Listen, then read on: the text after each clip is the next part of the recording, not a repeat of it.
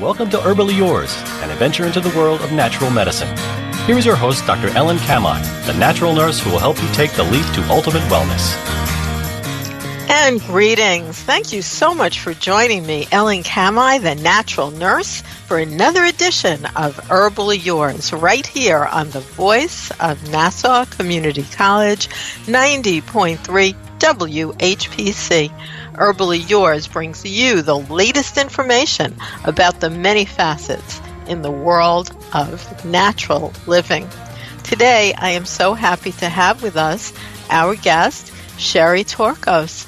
And Sherry is a pharmacist, author, and certified fitness instructor, as well as a personal health enthusiast who enjoys sharing her passion with others. She graduated with honors from the Philadelphia College of Pharmacy and Science, and since then she has been practicing holistic pharmacy in the Niagara region of Ontario. Her philosophy of practice is to integrate conventional and complementary therapies to optimize health and prevent disease. And to find out more, find her at Sherry, Sherry, Torkos, Torkos.com. Thank you so much for being our guest today, Sherry. Hi, thanks for having me. Now, you combine a lot of areas of expertise, including you are a highly trained pharmacist, and you're also a mom. So because you put out there that you're a pharmacist and a mother. So, you're able to really bring a more educated opinion to the things that many moms sort of deal with all the time. Well, yeah, I do have that perspective of being a parent and having, those feelings of worry when your child is sick, whether it's a fever or digestive distress. Thankfully, I do have the knowledge in the background as a pharmacist what to do and how to manage these issues. And there are things that I deal with day in, day out in the pharmacy. I mean, people often come to the pharmacist before they go to the doctor. So if the child has a high temperature, or if there's loose stool or digestive issues, or they have cough, cold, we're usually that first line of healthcare providing advice and recommendations. And, so we're really perfectly poised to help guide people in determining whether or not they can manage a particular situation in the comfort of their own home, or whether maybe they need to take the child into the pediatrician. Yes. Now, let me ask you this. You have all these, highly advanced degrees in what we will call conventional pharmacy, even though not too long ago all pharmacists were master herbalists. We don't have to go back in time too far to find out that's the case. But what about now? In pharmacy school, were you trained in holistic interventions?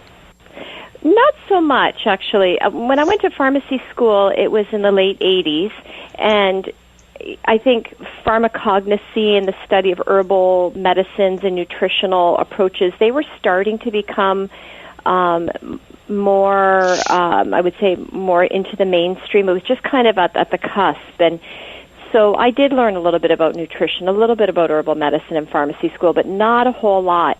Today, however, a lot of the pharmacy programs have that, as a vital part of the curriculum, recognizing that more and more people today are taking natural therapies and want to use them. And also people feel more comfortable going into their pharmacist to get these things versus, say, going into a health food store. And sometimes they're even hesitant to talk to their doctor about them. So I would say my exposure to it in pharmacy school was it was little, but when I finished my degree and I started practicing, and I started to become more aware of the things that people can do to help support their health naturally. And so I started taking courses and going to conferences and really working to educate myself. I'm not a naturopathic doctor by any means, but I do have a good knowledge of nutrition and herbal medicine and those types of interventions. And that's what I like to incorporate into the way I practice. Well, I think it's excellent because as a nurse, what I am working on now as my life goal is to make evidence-based, natural therapeutics to be first-line standard of practice across the board. And the reason is they have a significant amount of traditional use. In addition, there's loads of evidence-based, conventional medical journal articles showing their efficacy. 3, much better adverse effect profile in terms of adverse kinds of reactions. And 4, cost effectiveness. So I think there's a really good case for making this first. And then, like you said, yes, of course we need conventional therapeutics, we need antibiotics, we need surgery. No one wants to throw those out.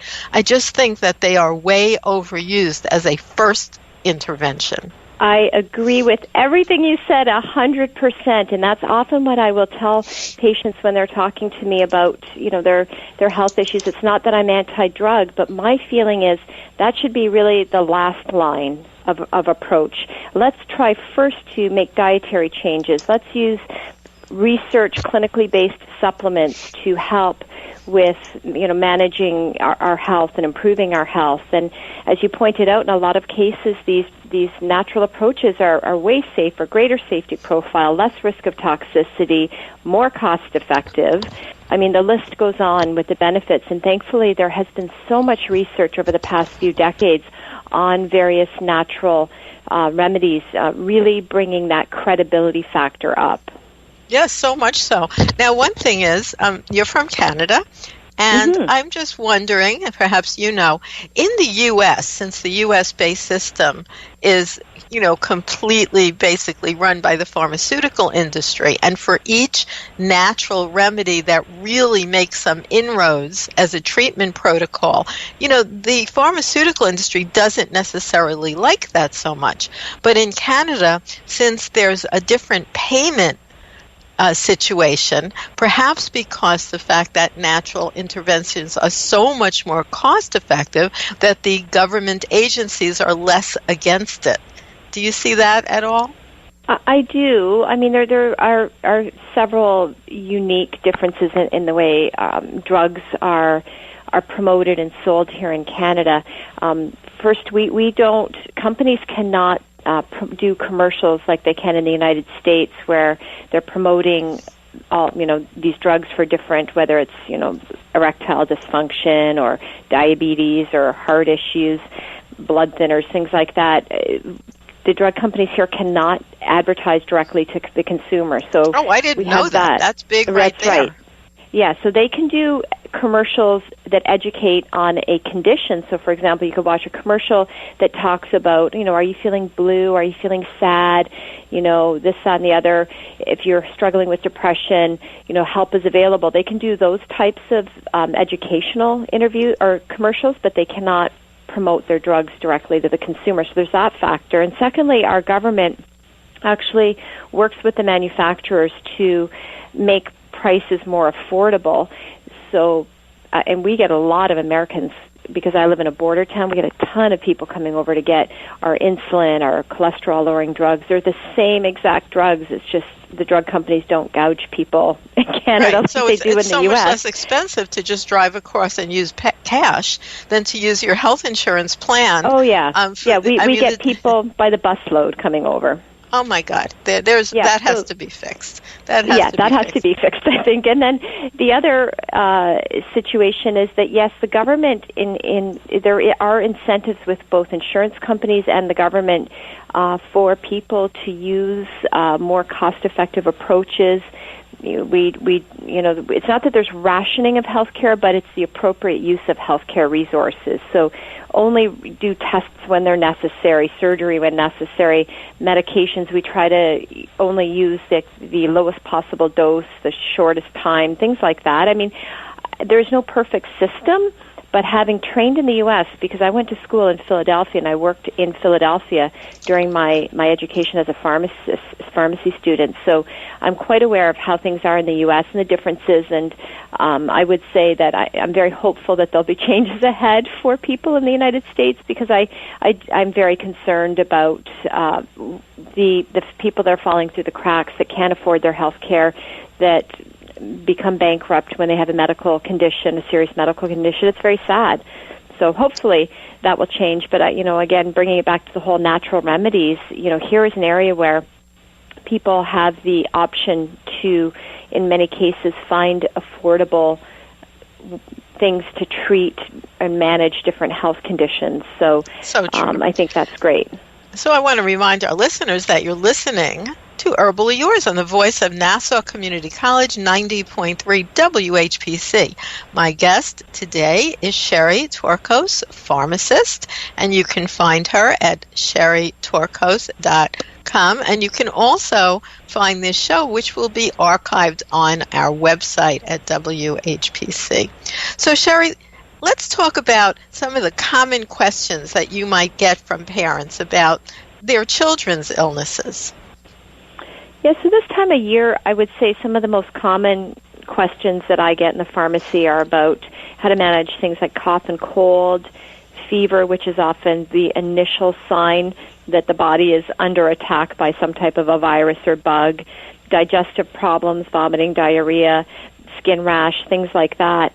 If we start with fever, which I'm a big believer that we should not medicate all fevers, because fever is how the body naturally responds to a foreign invader. Your system will raise the body temperature, and that is a protective mechanism to try and kill off the intruder.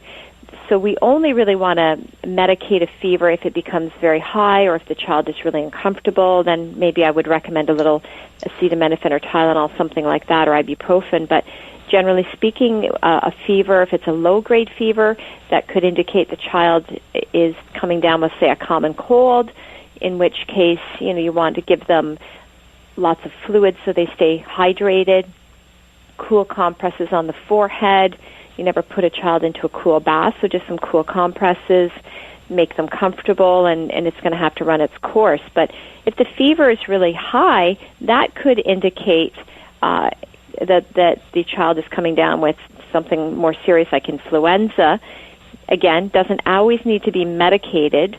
If the fever is very high, though, if it's over, say, 104, or if the child has neck pain or ear pain, is extremely lethargic, those are indications that you'd want to get to the pediatrician or the doctor. But otherwise, you can manage it at home with fluids, cool compresses, and again, a little bit of acetaminophen.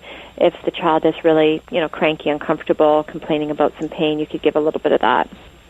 Well, at what temperature would you suggest that we do head towards the doctor as parents? Well, if it depends on the age of the child. So if it's an infant, less than 3 months of age, just having a temperature of a little over 100 can be a cause of concern. So that the definition of a fever and when you need to treat it, it really depends on the age of the child. So again, with infants, newborns, children less than 3 months of age, if it's over 100 degrees, take the child to the doctor, because things can escalate very quickly and younger children are more vulnerable. If the child, though, is maybe 5 or 6 and the fever is 102, I would try to manage it at home, again, unless there are other symptoms such as vomiting, diarrhea, neck pain, ear pain. But with older children, once that temperature gets to be about 104, then that's more concerning. And oh yeah, I that take definitely the child would in. send me to the. That would send 104 would send me to the emergency room. Yeah, and of course, I used to use quite often with my children when they were little, and now for people who consult with me, very gentle herbs and also homeopathics. What are some of the things you would recommend that someone has at home in their home natural medicine chest? Well, there are a lot of things that I think are important to have this time of year. There are some I'm not a homeopathic doctor, but I do recommend there are some homeopathic formulas that you can find in the pharmacy or health food store that can be used for cough and cold and fever and aches and pains and things like that. So they would be a good idea. Cool packs that you keep in the fridge or the freezer, so that it's more. They're better than using just a washcloth. So I would use a compress like that, and I would suggest that also keeping a little acetaminophen medication on hand, because if the child is really sick, you really don't feel like running out to the pharmacy late at night. So it's nice to have something like that available at home. Well, I do want to tell you that we're up to the point where we're going to take a little break. And listeners, you are listening to Herbally Yours on the voice of Nassau Community College 90.3 WHPC. Listen live online at nccradio.org or on iHeartRadio. For more information on today's guest or topic, email us at whpc@ncc.edu. Stay tuned. Herbally Yours will be right back. If you love them enough to listen to them practice the same song on tuba, please be done. Over and over and over and over and over, then surely you'll check nhtsa.gov/the right seat to make sure they're correctly buckled in the back seat. Sounds good, honey. Check today at nhtsa.gov/the right seat. Brought to you by the National Highway Traffic Safety Administration and the Ad Council. Donna from Louisiana. The storm just hit, and we went from donating to the food bank to needing it. Hunger is a story we can end. End it at feedingamerica.org. Brought to you by Feeding America and the Ad Council.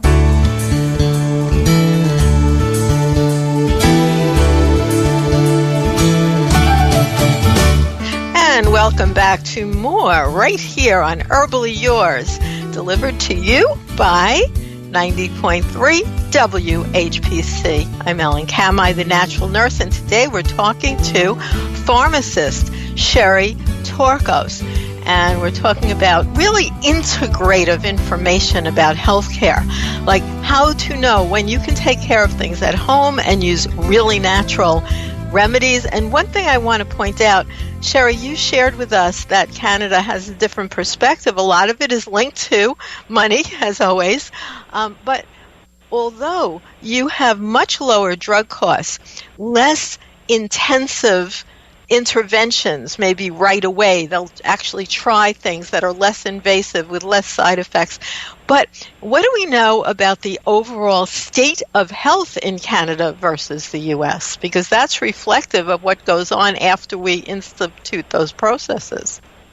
Yeah, it does, and I'm just trying to think back because I have seen graphs in terms of how Canada compares to the rest of the world, and I do know I'm like pretty sure we score higher than what you do in the United States, and places like Europe and the UK as well do very well with respect to healthcare, and even countries that you would think have very primitive and archaic, maybe because we see them as developing countries, but places like Cuba even have excellent healthcare, and there are other developing countries too. So sometimes just because you have the most expensive, fanciest equipment and drugs and this and that and the other doesn't always mean that you're going to have better health. I don't think that's a barometer of health. I think you have to look at longevity and disease states and overall incidence of disease. And unfortunately, there are a lot of diseases in the United States that could be largely preventable, such as diabetes and heart disease and diseases related to obesity, that become a great burden to the overall system. And these are conditions, I mean, we struggle with these to some extent too in Canada, but these could be largely prevented, right?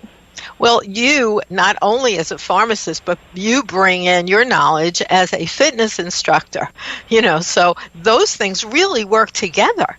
So I think every healthcare person should be in good shape, showing that they do self-care as well, like you do. I do, and I don't teach fitness classes right now, but I was a fitness instructor for many years, and I still do advocate for fitness and talk to my patients about it because I think it's just integral to good health, to wellness, to better sleep, stress management, maintaining healthy blood pressure, cholesterol, all of that. I mean, there's so many benefits. So, yeah, I'm a big advocate for fitness. So, something that's kind of scary is when a child develops a rash. Because you can see it, right up front. And, oh, my God, is it measles? Is it chicken pox? Is it poison ivy? People really rush to all kinds of conclusions. As a mother and a pharmacist, when do you think we should treat a rash at home or perhaps run to the doctor to get it evaluated? Yeah, children do get a lot of rashes, and it could be related to a fever, depending on the time of year. It could be a heat rash, which they call like a prickly rash. Rash could also be an indication of a more serious condition. So I would say don't panic right away unless the rash is uncomfortable, if it's blistering, oozing, bleeding, things like that. But if it's just a rash that's appearing, give it a chance, give the body a chance to let it heal on its own. So just washing with a mild soap, cool water. You could put a cool cloth on if there's some itching or discomfort.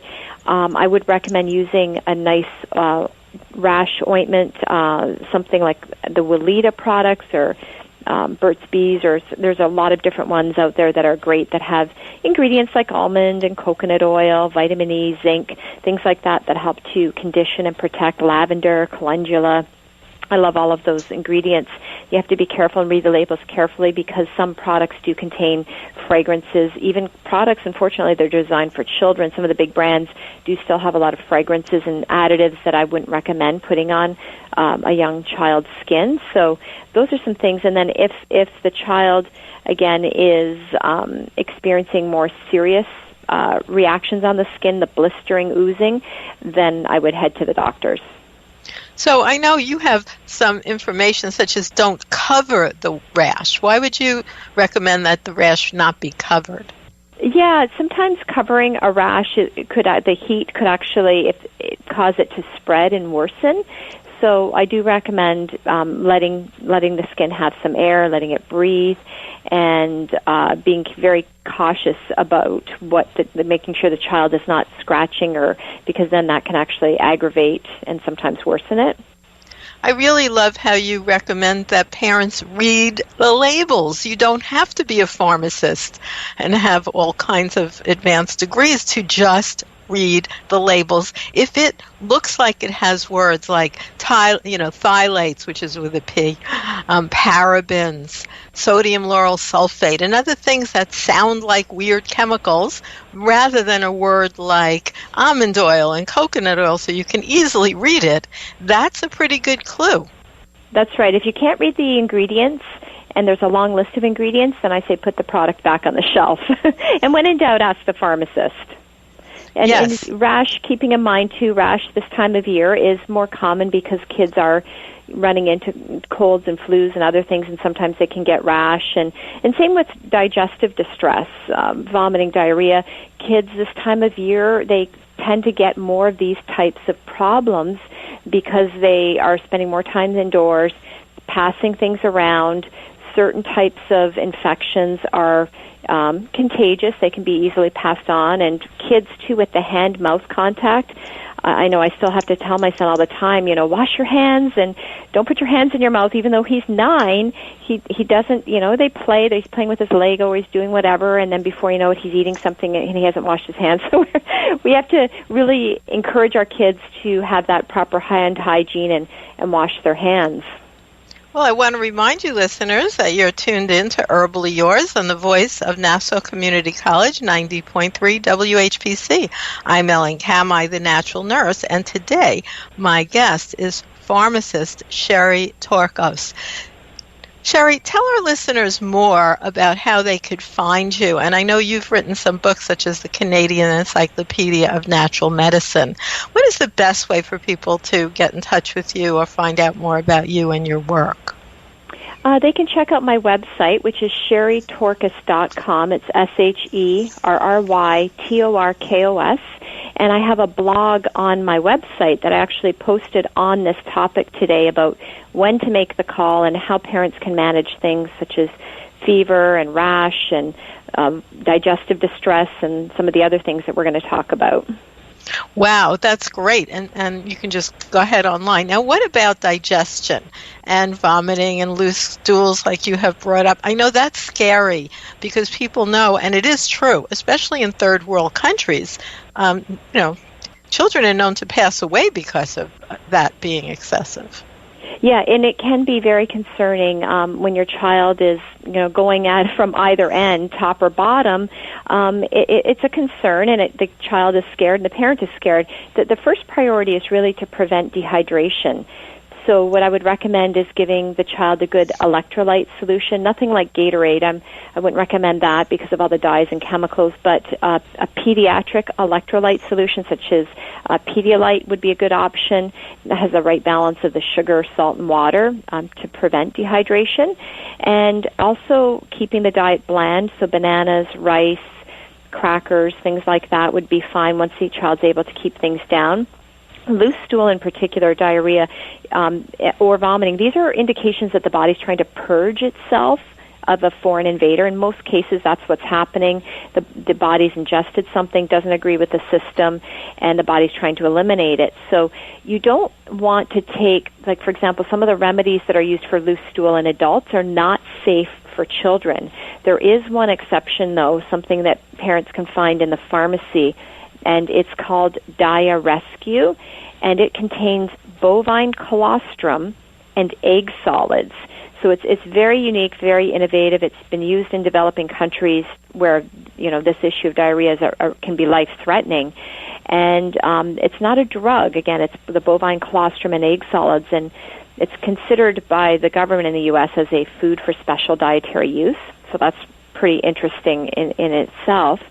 And these nutrients and these immune factors that it contains, they work with the body to help restore normal intestinal function and to relieve the loose stool quite quickly. In fact, some of the research suggests it can help take care of the problem in a day, 24 hours. So that's good news for the parents. And I like the fact that it's not working like some of the other products, which they try to slow down intestinal movement and hold that in, and that's not safe, actually. You don't want to keep all that stuff in the body. You want the body to just restore its balance, get the microflora balance back to normal, and resolve the situation in a safe way. So I would recommend, this is another remedy that parents should keep in their medicine cabinet, I think, regularly, because if a bout of loose stool comes up and it's late at night in the weekend, you don't want to have to run out to the pharmacy with a sick child. So that's called Dia Rescue, and there are formulas for both children and adults. So that would be a good one to have on hand. But you would want to take the child to the pediatrician if the symptoms are not getting better, if the diarrhea or vomiting is persisting, or if there are other symptoms, the child is extremely lethargic, out of sorts. So I always tell parents, use your instincts. You know your child best. And if your child has severe symptoms or it's persisting, then maybe you'd want to get to the doctor. Yeah, because, boy, running to the emergency room in the middle of the night, that's sometimes necessary. We're not saying never do that.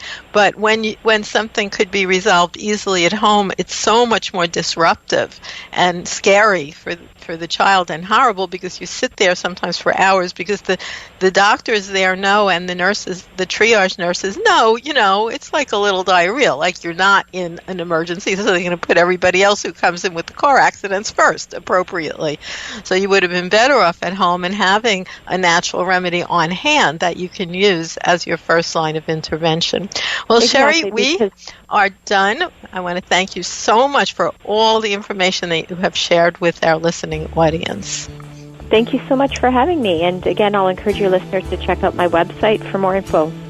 And thank you for tuning into Herbally Yours, produced in the studios of 90.3 WHPC, Nassau Community College, Garden City, New York. For further information, email us at whpc@ncc.edu. This is your host, Ellen Kamhi, at naturalnurse.com, inviting you to join us next week for another edition of Herbally Yours. Until then, stay healthy.